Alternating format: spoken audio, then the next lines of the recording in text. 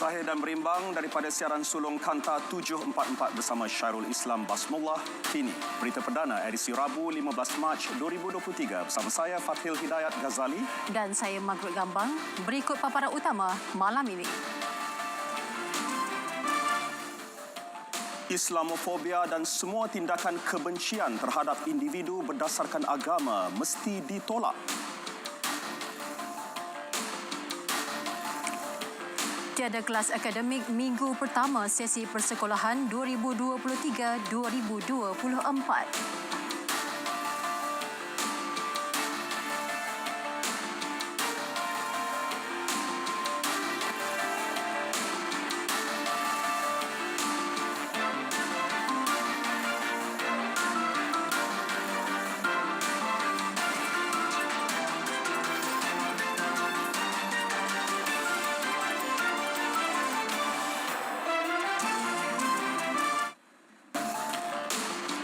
Assalamualaikum, salam Malaysia Madani. Mengamalkan kesederhanaan selaras konsep Malaysia Madani dan menolak ideologi ekstremisme dalam menyambut Ramadan. Itu gesaan Perdana Menteri Datuk Seri Anwar Ibrahim. Beliau mahu semua tindakan kebencian dan keganasan terhadap individu berdasarkan agama atau kepercayaan ditolak sepenuhnya. Untuk tujuan itu, Malaysia sedia menjalin kerjasama konstruktif dan kolektif dengan masyarakat antarabangsa. Jelas beliau lagi, Hari Antarabangsa untuk memerangi Islamofobia hari ini bukan sepatutnya diraikan. Sebaliknya, hari untuk meningkatkan kesedaran dan keperluan tindakan menangani Islamofobia. Tarikh permulaan puasa bagi umat Islam di Malaysia tahun ini akan diisytihar pada Rabu malam 22 Mac ini. Pada sebelah petang hari sama ditetapkan untuk melihat anak bulan Ramadan. Kenyataan Pejabat Penyimpanan Mohor Besar Raja-Raja memaklumkan penetapan tarikh permulaan puasa adalah berdasarkan ru'yah dan nisab. Kaedah itu dipersetujui oleh Majlis Raja-Raja. Jawatan kuasa berkenaan telah diperkenan melihat anak bulan Ramadan di 29 lokasi. Kurikulum pendidikan Islam sedia ada di Tabika Jabatan Kemajuan Masyarakat Kemas ditambah baik dengan memperkenal modul penghayatan pendidikan Islam PPI. Fokusnya tertumpu kepada aspek ibadah dan pengajian Al-Quran.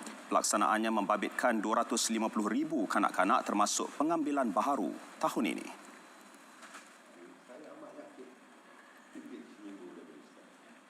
Kita telah memfokuskan untuk memberikan pendedahan kepada kanak-kanak ini tentang dua aspek, iaitu aspek ibadah, khususnya fardu kifayah, yang memberikan penekanan terhadap rukun iman dan rukun Islam. Aspek yang kedua ialah pembelajaran Al-Quran, di mana kita akan memberikan penekanan penghafalan muqaddam dan juga juzuk yang ke-30 Al-Quran. Selari perkembangan teknologi masa kini, pihaknya berhasrat memperkenal modul komunikasi digital dalam masa terdekat, ia khusus untuk pemaju dan pendidik Kemas. Murid dan pelajar sekolah di kawasan terjejas banjir diberikan kelonggaran menggunakan pakaian yang sesuai pada sesi persekolahan minggu depan. Mereka tidak wajib memakai seragam sekolah. Kelonggaran sama turut diberi kepada mereka yang kurang berkemampuan. Langkah itu bagi meringankan beban dan memudahkan urusan ibu bapa.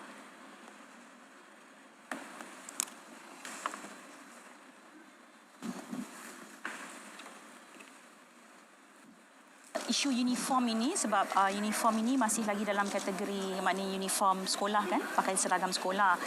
Kita ada beberapa ruang sebenarnya yang saya fikir ruang kemanusiaan yang kita bagi. Misalnya dalam konteks banjir di Johor. Sebab tu saya sebut tadi, datang aja sekolah, pakailah baju apa pun asal berbaju. Sebab kita tak nak beban hanya soal baju itu kita tak dapat selesaikan dan mereka tidak dinafikan daripada pendidikan. Tiada kelas akademik pada minggu pertama sesi persekolahan 2023-2024 yang akan bermula 19 dan 20 Mac ini. Pengisiannya diganti dengan program pembentukan sahsiah pelajar. Bagi menarik minat pelajar, pendedakan didik hibur dan pembelajaran berasaskan projek mudah akan diguna pakai. Bila dah diajar secara akademik, secara ilmiah, nilai itu tidak ditarik keluar dan tak dapat dipraktikkan. Dan di hujung pembelajaran sudah ada peperiksaan. Jadi bila sebenarnya nak amalkan nilai itu? Jadi kenapa tidak nilai-nilai itu kita bawa ke awal? Sebab nilai itu nilai yang universal yang menjadi amalan setiap manusia. Mengucapkan terima kasih, salam, menghormati, bertanggungjawab, ada jati diri. Sekolah dengan bilangan pelajar tidak ramai dan telah selesai melaksanakan aktiviti tersebut lebih awal boleh meneruskan pengajaran dan pembelajaran akademik seperti biasa. Cadangan pengagihan wang bantuan awal persekolahan secara kredit terus ke akaun murid sepenuhnya sedang diteliti. Kaedah itu bagi memastikan insiden kecuaian dan kecurian yang pernah berlaku sebelum ini tidak berulang. Timbalan Menteri Pendidikan Lim Hui Ying berkata cadangan itu bagaimanapun perlu mengambil kira kesediaan pihak bank dan kesukaran murid di pedalaman bagi membuat urusan di bank.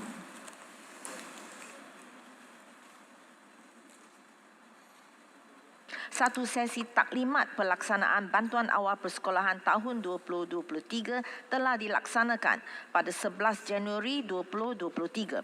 KPM sentiasa memberi taklimat secara berterusan bagi memastikan pengetua dan guru besar mematuhi tata cara kelola pengurusan wang di sekolah. Mesin layan diri di bawah inisiatif pendapatan rakyat bakal diperluas ke institusi pendidikan tinggi, hospital dan pejabat swasta. Ini mengambil kira status kawasan itu sebagai lokasi tumpuan dengan jumlah pembeli yang tinggi. Kita sedang memuktamadkan seberapa banyak tempat di seluruh negara. Di Perak pun ada beberapa tempat yang rintis yang akan dilancarkan dalam tempoh beberapa minggu ini. Dan saya ingat dalam 1-2 bulan ini, dia akan dapat diperbesarkan pada skala yang lebih cepatlah. Beliau memaklumkannya selepas melawat tapak mesin layan diri IPR di stesen bas Terminal 1 Seremban. Setakat ini 15,000 permohonan mesin itu diterima, 4,000 daripadanya sudah diluluskan. Individu layak menerima sumbangan tunai rahmah STR diminta segera membuat permohonan sebelum 31 Mac ini bagi melancarkan pembayaran STR fasa 2 awal April ini sebelum Aidilfitri. Kenapa kita minta update itu? Antaranya ialah kerana 3 tahun data yang telah dikutip sebelum ini tidak dikemas kini. Ada yang dulu bujang, sekarang dah kahwin. Bujang tu bantuannya kalau dia pendapatan 2,500 dan ke bawah dapat 350. Tapi kalau mereka sudah kahwin, maka ada beberapa kategori. Bayaran STR fasa 3 pula akan diagih pada Julai manakala fasa 4 November depan. Sementara itu, golongan nelayan menyifatkan bantuan itu dapat meringankan beban mereka membuat persiapan menjelang Ramadan dan Aidilfitri.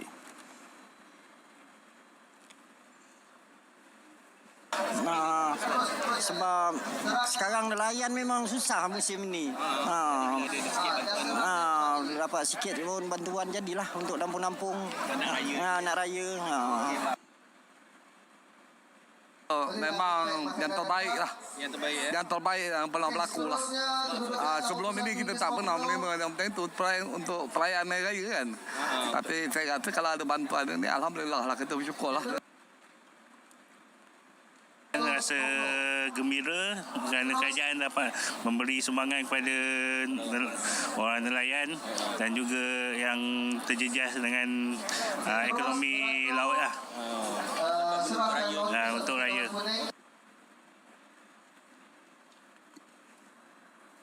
Langkah mempercepat pemberian STR fasa 2 juga bukti pendekatan rahmah kerajaan membela nasib rakyat. Alhamdulillah, terima kasih kepada Perdana Menteri kita untuk mempercepatkan sumbangan tunai rahmah dan duit itu kita boleh gunakan untuk persediaan awal untuk Ramadan dan untuk raya. Saya sebagai rakyat Malaysia mengucapkan ribuan terima kasih kepada PM kita kerana mempercepatkan sumbangan tunai rahmah seelok-eloknya bagilah 2 minggu sebelum nak raya sebab kebanyakan rakyat ni dah habis dah untuk anak sekolah, belanjaan sekolah lagi, untuk bulan puasa lagi, untuk raya lagi. Ucapan terima kasih kepada PM kita sebab nak mempercepatkan bantuan tunai rahmah. Bolehlah buat persiapan untuk raya. Lagipun kami dah pakai duit banyak untuk anak sekolah. Sebagai penerima sumbangan dari rahmah tu, terima kasihlah pada PM sebab bagi bantuan awal percepatkan boleh beli raya untuk anak-anak saya lah. 5 orang anak, alhamdulillah lah boleh sekolah tu. Seperti biasa setiap Rabu, kita ikuti harga runcit petrol dan diesel mingguan berkuat kuasa tengah malam ini hingga 22 Mac 2023.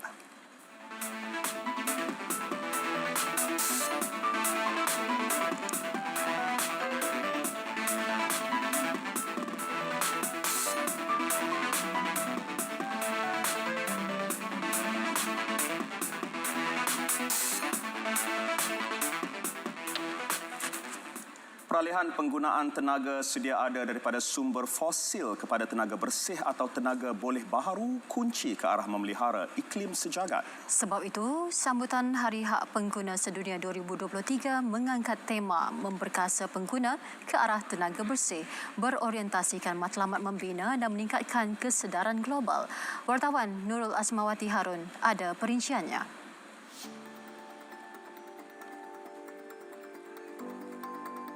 Tahukah anda, tenaga arang batu yang diproses di rumah hijau bagi membekalkan sumber elektrik kepada kita menyebabkan perubahan iklim yang menjadi antara punca bencana alam seperti banjir dan tanah runtuh. Namun, sebenarnya kita boleh mendapatkan sumber elektrik yang selamat dan pada masa sama menjaga bumi kita daripada kerosakan dan kemusnahan jika kita tahu hak serta peranan kita sebagai pengguna. Sumber tenaga di negara ini kebanyakannya diperoleh daripada minyak, arang batu dan gas. 82% pengguna elektrik pula adalah pengguna domestik. Statistik Jabatan Perangkaan Malaysia merekodkan penggunaan elektrik per kapita isi rumah meningkat daripada 489 kW sejam pada 2016 kepada 935 kW sejam pada 2020. Dengan harga tenaga yang semakin meningkat dan suhu global mencapai rekod tertinggi, terdapat keperluan kritikal untuk beralih ke arah tenaga mampu milik dan bersih. Memang secara globalnya sumber tenaga elektrik itu sendiri pun dah semakin berkurang, sumber cakol kita kan. Jadi sebab tu sekarang banyak industri dah mula beralih ke peralihan tenaga, maksudnya dicari tenaga yang boleh diperbaharui. Dalam masa yang sama tenaga yang bersih lah sebab kita nak green kan, green economy, green kita punya environment. Sebab tu kita sekarang ni kalau boleh kita perlukan peralihan kepada tenaga yang bersih. Kita tak nak dah tenaga yang daripada arang batu ni. Sebab kita nak yang tenaga kita tu bersih, maksudnya boleh diperbaharui dan tidak menjejaskan alam sekitar kita. Mendidik pengguna menjimatkan penggunaan tenaga antara usaha yang boleh diperkasa ke arah mengurangkan pelepasan rumah hijau yang dianggar mencapai kadar sehingga 70% menjelang tahun 2050.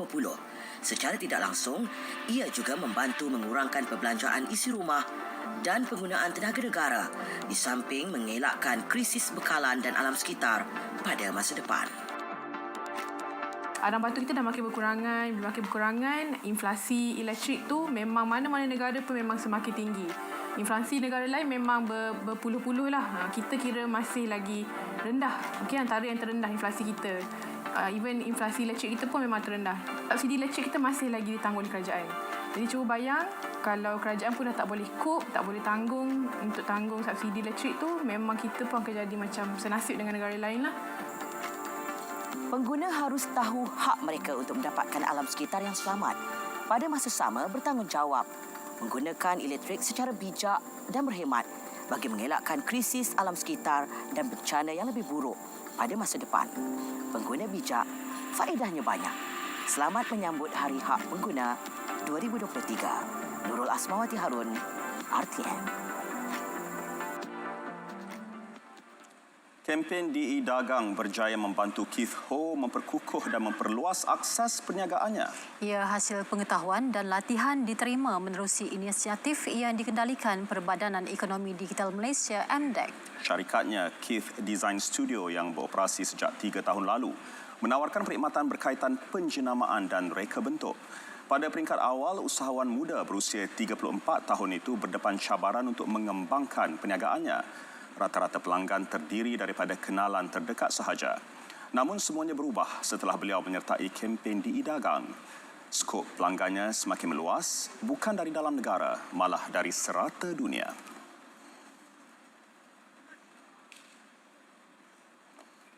Meluaskan perniagaan saya ke peringkat seluruh negara dan juga global, dan juga ia boleh mendapat menjimatkan itu kos pemasaran. Ya, sebab memudahkan saya untuk mengurus perniagaan dengan online saja. Kebanyakan klien saya dari tempatan, ya, ada juga global juga. Ya, seperti dari Singapura, dari China, lepas tu dari Middle East. Keith turut mengakui DI Dagang dapat menjimatkan kos pemasaran selain memudahkan pengoperasian perniagaan. Semua transaksi dilakukan secara dalam talian hasil pendedahan berkaitan digitalisasi dan automasi diterima daripada MDEC.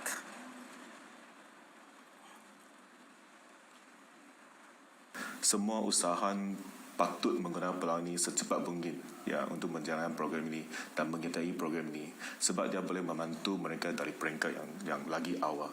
Dan selepas menyertai kempen DI Dagang ini kan, saya dapati dia ada banyak faedah, seperti dia boleh dapat bimbingan dalam pengurusan bisnes yang lebih bagus, dan juga ada peluang untuk bekerjasama dengan MDEC dan juga platform-platform digital yang MDEC bagi. Ya.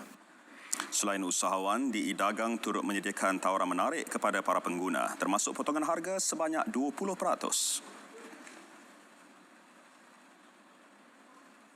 Menjelang sambutan Ramadan dan Aidilfitri, rangkaian pemborong dan peruncit terbesar tempatan, Maidin, menganjurkan kempen klasiknya Raya. Ia bagi memberi tawaran berbelanja dengan harga murah dan berpatutan kepada pelanggan sekaligus membantu mengurangkan cabaran kos sara hidup rakyat.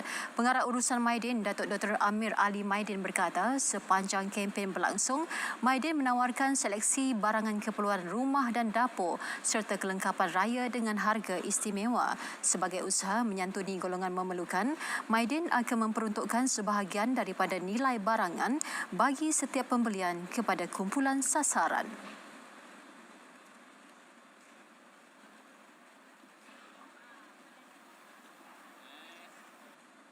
Itu apa yang kita buat pada hari ini, pelancaran hari ini oleh Minister, KPDN punya Minister. Nombor satu, kita ada satu tabung Maidin Prihatin, di mana 53 pembekal Maidin, bila pelanggan-pelanggan kita mau beli barang kat Maidin, contohnya dia beli Adabi, contohnya 10 sen daripada barang itu mereka akan hulurkan kepada Maidin Prihatin. Dan kita harap pada tahun ini kita akan kumpulkan lebih kurang 300,000 di tabung Maidin Prihatin yang akan digunakan untuk membantu B40 untuk orang kata nak shopping nantilah, untuk raya ke atau untuk membeli barang asas. Jelasnya dana tersebut akan disumbangkan kepada rumah kebajikan berdaftar dengan Jabatan Kebajikan Masyarakat di seluruh negara. Sementara itu, Menteri Perdagangan Dalam Negeri dan Kos Sara Hidup, Datuk Seri Salahuddin Ayub berkata, langkah dilaksanakan oleh Maidin perlu dicontohi pengusaha lain sebagai kesinambungan usaha kerajaan meringankan beban rakyat.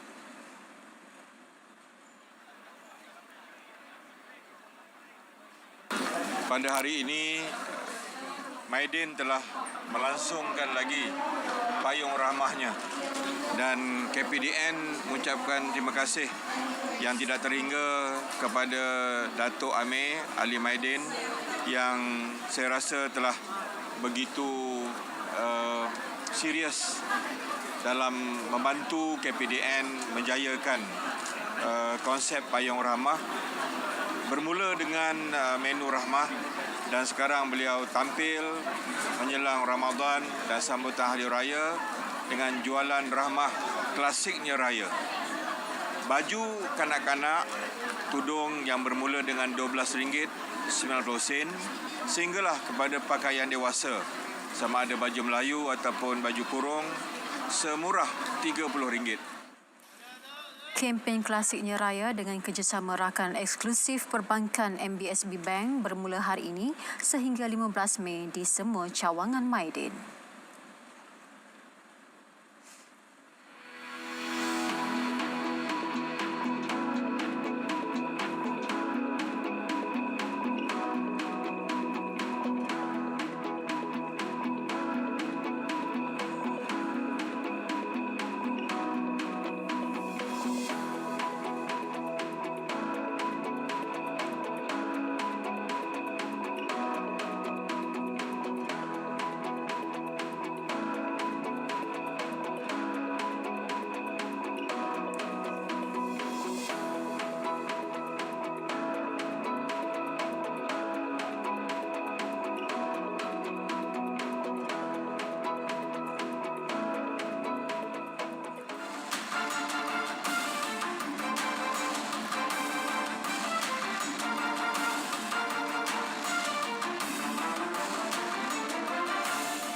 Kod Sukan Selamat yang merangkumi aspek keselamatan gangguan seksual, buli dan keganasan telah dilancarkan secara rasmi oleh Kementerian Belia dan Sukan KBS hari ini. Menterinya Hana Yeoh berkata kod ini adalah garis panduan mengenai persekitaran sukan yang selamat selain menekankan peranan semua pihak dalam menangani sebarang bentuk gangguan dan penderaan dalam sukan. Sebagai langkah permulaan, KBS turut melantik pegawai pelindung Melissa Akhir yang akan membantu proses pengaduan.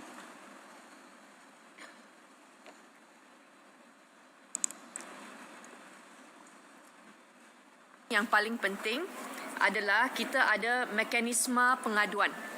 Okey, kita bantu pengadu tahu dan faham siapa yang mereka boleh berjumpa untuk laporkan dan bagaimana badan-badan sukan boleh mengendalikan aduan tersebut.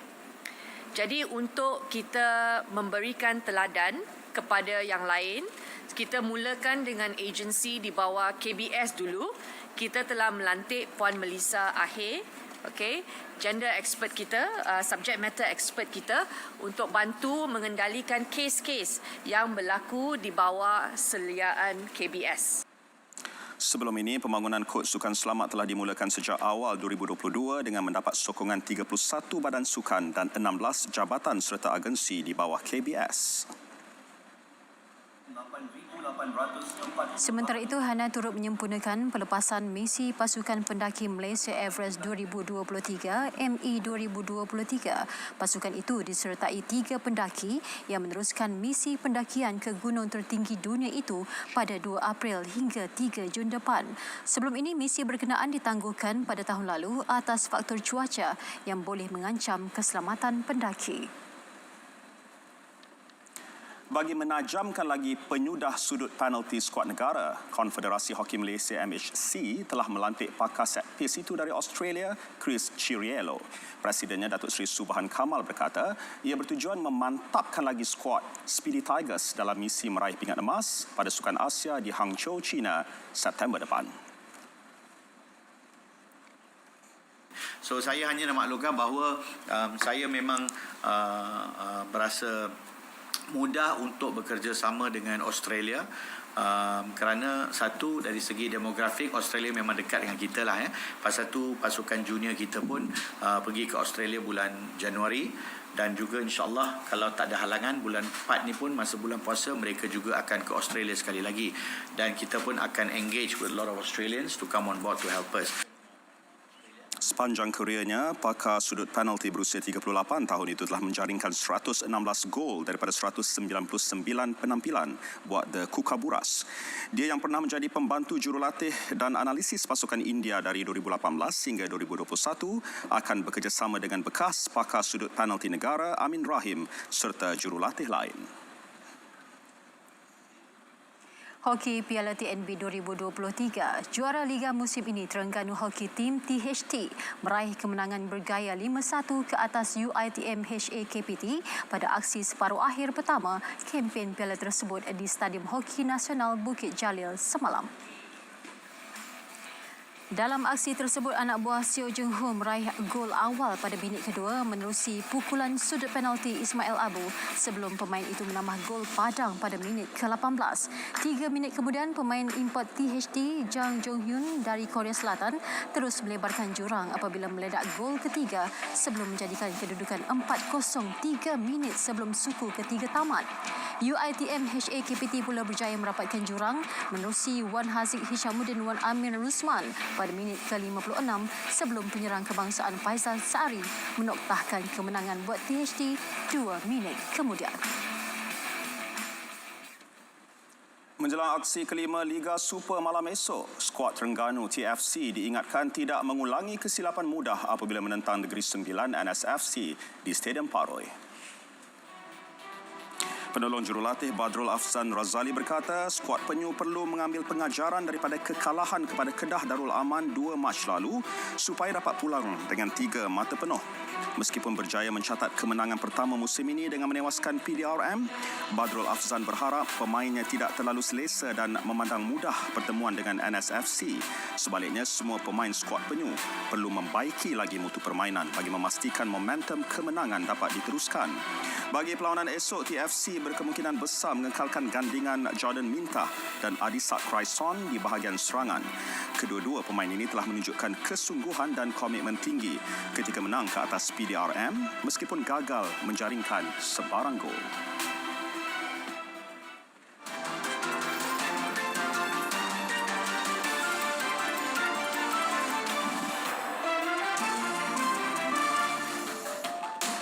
Ya, Mac.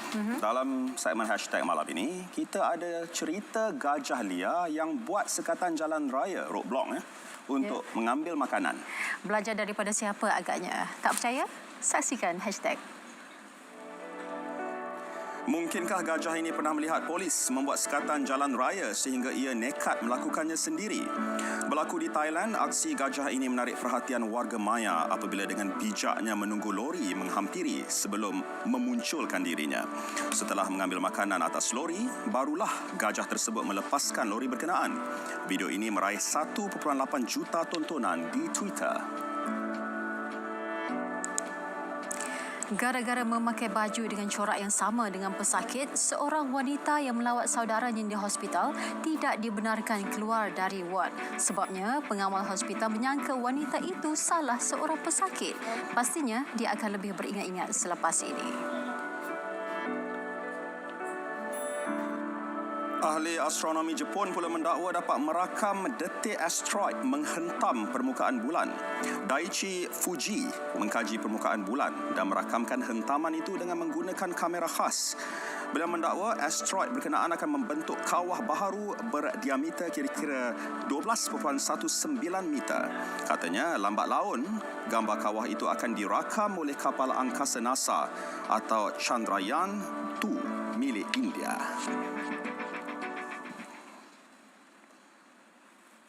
Sebut pasal bulan, teringat dah tak lama nak masuk ke bulan Ramadan. Ya.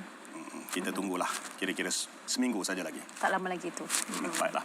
Paparan itu mengakhiri berita perdana edisi hari ini, Rabu 15 Mac 2023, dan untuk pengetahuan anda mulai hari ini, berita perdana akan bersiaran selama 30 minit sejurus selepas Kanta 744. Ya, yang pasti terus bersama kami Yang Zahir di RTM. Assalamualaikum. Salam Malaysia Madani.